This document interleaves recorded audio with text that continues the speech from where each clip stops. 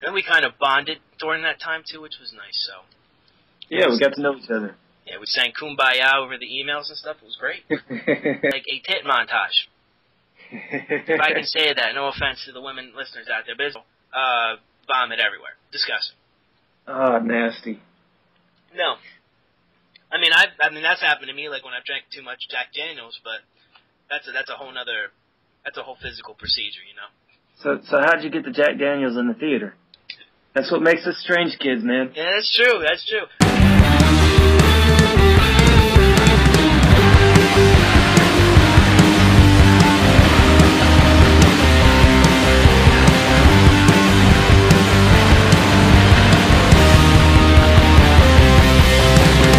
So let me see. So taking a look at some stuff. The last thing I wanted to talk about, maybe we can touch on, is one of the things is when I first went to your website and I checked it out for the first time, I thought it was cool, but you did have something, like some kind of section in there for Saturday night's main event. Yeah. For you out there, you know, that might be a lot younger than Ron and I, back in the 80s and I want to say early 90s, early mid-90s. I don't know exactly when they stopped it. You know, when Saturday Night Live would have, you know, off weeks or hiatus weeks for whatever reasons, they would, the WWF, yeah, that's right, I'm going to call it the WWF, World Wildlife Fund, you could stick it. The WWF, the real WWF, used to put on these shows in a spot called Saturday Night's Main Event. And it used to, it always used to be like a whole bunch of main event matches. So when, you know, during the day, you know, Saturday mornings, whatever, you'd have, you know, the Iron Sheik, you'd have the Ultimate Warrior, or Hulk, I mean, well, not Hulk Hogan so much, but, you know, Demolition, guys like that, but they would, you know, they would be fighting, like, the team of, like Jeff and Ron. Like just guys they would just throw all over the place to look at. But, like, Saturday Night's Main Event was cool because it was almost like a mini WrestleMania. You know, I mean, titles were on the line, like legitimate people that could take titles from one another. Jesse Ventura it was Vince McMahon and Jesse Ventura were the commentators. And, you know, it was so awesome. Ron, tell me some Saturday Night Main Event stuff. Yeah, man, it's you know, you kind of brought out a lot of the same memories that I have as a kid. You know, it was something that you stayed up and you watched and you got excited about, and it's just, I don't know, man. For me, to put it on the blog, that was kind of the crux of, you know, the WWF, or my memories of it at least. You know, I never really got to see many of the pay-per-views, you know, because back then they were super exclusive. You know, I mean, there was no way my parents were going to shill out, you know, $50 to watch some guys beat on each other. Yeah. Which, you know, I do that for my kid, but I'm just saying.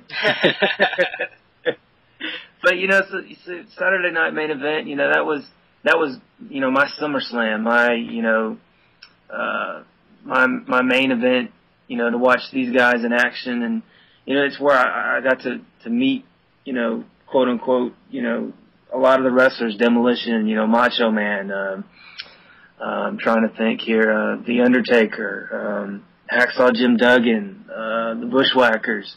You know, these are the guys that I remember. These are the guys that I love. You know, they had the gimmicks. They were different.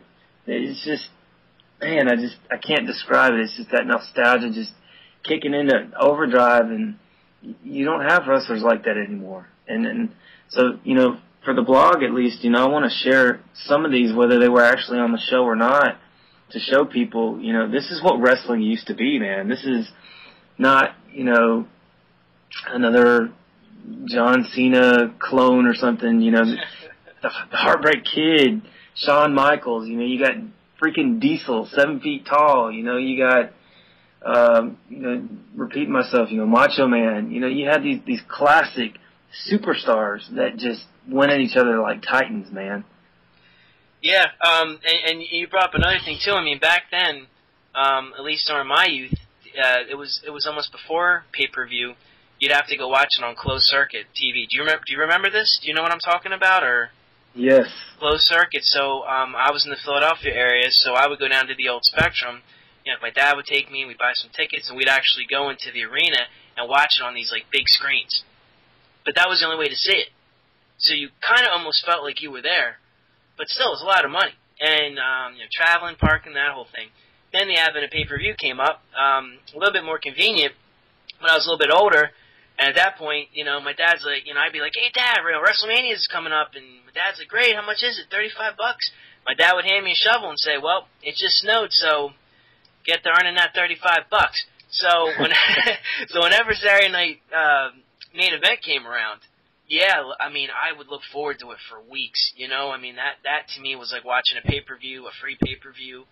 And, man, wrestling's just, I mean, I can sit down right now and pop in and, SummerSlam 88 or 89 and just watch it and just love it, just like you said, Ron, everybody had a gimmick. There were characters, even as overboard as they were, like the $1 Million Man Ted DiBiase. You know $1 Million Man, right? I mean, come on. Yeah. Obviously. Why would a man that rich have to wrestle for a living, right? I mean, he was so rich and he could buy everything. Then why wrestle? But suspending that, suspending this kind of whatever that term is for suspending a disbelief, whatever it's, or suspending your beliefs. I mean, it was just everybody was so different.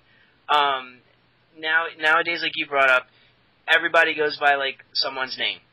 The gimmicks are gone, and I love the fact that you have that part on your site where it brings up that nostalgia factor. I sometimes will talk wrestling. Like I've brought up some kind of like I almost want to say like that site WrestleCrap. Do you know that site WrestleCrap? No, I haven't heard of that one. Oh man, check it out, WrestleCrap.com. No, they're not sponsoring this. I'm just telling you, friend to friend. WrestleCrap.com. They'll bring up like the worst gimmicks and the worst angles of wrestling like ever that have ever taken place. So, they had written some books and it closed down for a while, and I used to read it so much because they would always put new stuff up every week, and it would remind me, I guess I didn't realize how bad or how goofy some of the stuff was when I was a kid. But I'll actually take videos, and I talked about one about like the ding dongs one time. It was from the old NWA WCW era, and the dynamic dudes. I think I need to start talking more wrestling back on my blog, man. That would be awesome. I would visit the man cave twice as much. Put on there some Demolition, some Powers of Pain, some Legion of Doom. Dude, I've always wanted some of those shoulder pads, man. Legion of Doom, man. You gotta have some of those shoulder pads. I was watching, this funny thing, I was watching, somebody, I was over at someone's house watching some wrestling stuff last weekend, and one of the things I found when we were searching around on YouTube, we were trying to find, like, the most ridiculous things ever in wrestling. It was a shoot interview with Ahmed Johnson. Do you remember Ahmed Johnson? Yeah, dude. And, like, you could never understand, like, a thing the man said, right? He was like, and we're like, okay, yeah, sure. Whatever. He was talking about, there was one time, there was a pay-per-view, I think it might have been a SummerSlam, and it was a 6-man tag match with him and the Legion of Doom. And they've all came in the ring wearing the shoulder spikes. Like even Ahmed did, because they were trying to be, like, themed. Yeah. So, I guess after the show, Hawk, who's, recently, deceased, he had told Ahmed Johnson, you know what, you can keep the shoulder pads. And, we thought this would be a good memory for you. So, he was like, oh, God, this is awesome. I get to keep them. So apparently, I guess, for the past several years or so, Animal's been spreading this rumor through the industry that Ahmed Johnson stole them. Oh, my God, man. And Ahmed Johnson's, like, so mad about it. Like, he said if he ever sees Animal, he's going to kill him. There's our next Saturday night main event, man. Ahmed, yeah, they should take the shoulder pad spikes and make it like a ladder match, put it on the chain above the ring. That would be brilliant, man.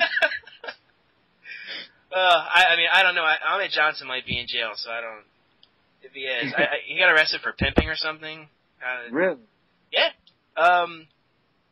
That was one of the first things about wrestling I wrote, and it was almost, was it March? So, yeah, it was almost about a year ago. I wrote an article like a post on the Man Cave that I could never understand what Ahmed Johnson would say, and I put videos up of him, and a lot of people commented. They're like, no, like I don't know what he said. What did he say? And I was like, no, I'm being serious. I don't know what he said. But in researching Ahmed Johnson, I not Wikipedia, like I actually did some like real research, and I found that he was arrested for pimping.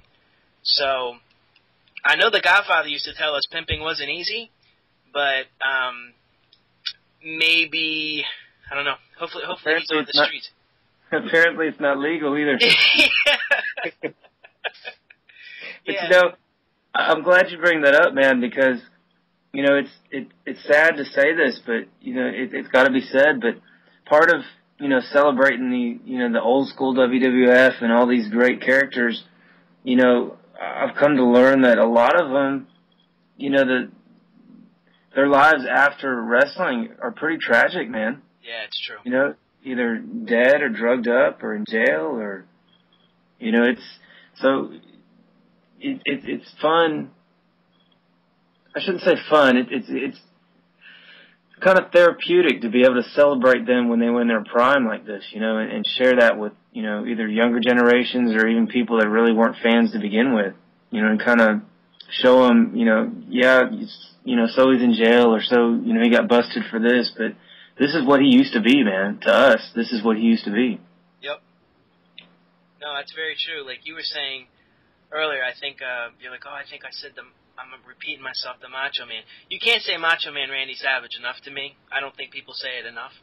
I mean, he looks like Santa Claus right now with like his gray beard or whatever, but I'd love to meet him. I mean, him, man, the Ultimate Warrior. I mean, like I say, some people have, let's just say that this new generation, your John Cena's, The Rock, those kind of guys, Stone Cold, they're going to be financially set. They've been able to brand themselves out into other outlets like films or whatever. But these guys in the past, there's still no union in wrestling, but even back then there was. I mean, that was it. It was like a factory. Use them up. When they're done, bring on the new generation, and I mean that's it. So with that, you always read about these suicides or unfortunate accidents or overdoses or anything, man. I mean, it's sad, but I always try to remember them from like when you and I were kids watching Saturday Night's Main Event, because they were heroes, they were larger than life, and God bless them, each and every one of them. Exactly, yeah. Man, I better stop this right now. I'll talk wrestling all day. We should, we'll have to, this might actually be like this will turn into like a podcast-a-thon or something. We talking all week if we keep we got a good hour going. yeah, I mean, that's okay, man. If you like to, I'd like to have you back on here again if I keep doing these things, and maybe we'll just donate we'll donate the entire time and talk about some like old school wrestling. Hey, you know it, man. Maybe we'll talk about some of these funny things too that we find out, like Ahmed Johnson stealing the Legion of Doom's spike shoulder pad, all right, well, for all my, for all the listeners out there today, thank you very much for listening to us. I hope you made it to the end. And as Ron is my witness here, I swore I wasn't going to make this too long, that was going to bore people, but I think we just started getting on a tangent, started talking, and let the stories flow. But if you hung in there, God bless you. I'll send you $10 in the mail. Just contact me. 10 Man Cave dollars, by the way. It's not real money. And yeah, hopefully I can do more of these. Really, again, special thanks to Ron. Ron, go ahead and shoot me any more plugs. I mean, we got Strange Kids Club, but go ahead, man. You got the floor. Anything you want to promote or anything, shoot. No, man, just like you said, Strange Kids Club. I also write for Bloodsprayer.com is another great site. It's got a lot of talented bloggers on there that they've kind of assembled. Of course, The Man Cave, Planet Terror, trying to think, Freddy in Space. There's tons of them out there, and a lot of them we have on our blog roll on Strange Kids Club.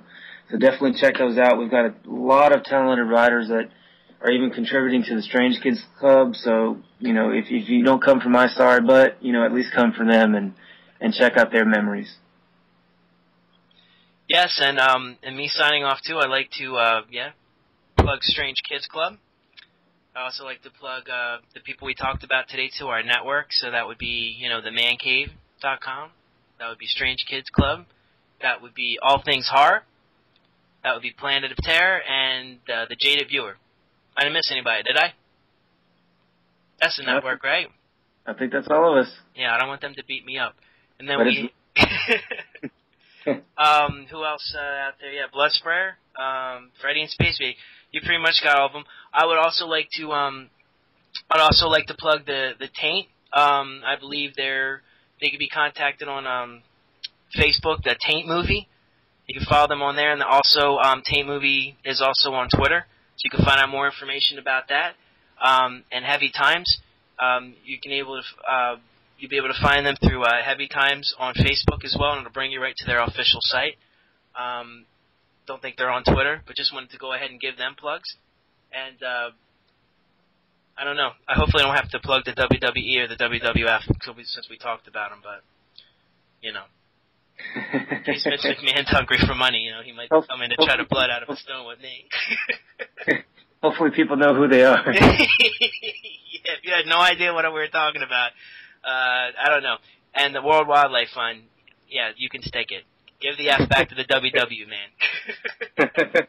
All right, thanks, everybody. Have a good day, and hopefully there'll be another one. Thanks again, Ron. Thank you. Bye.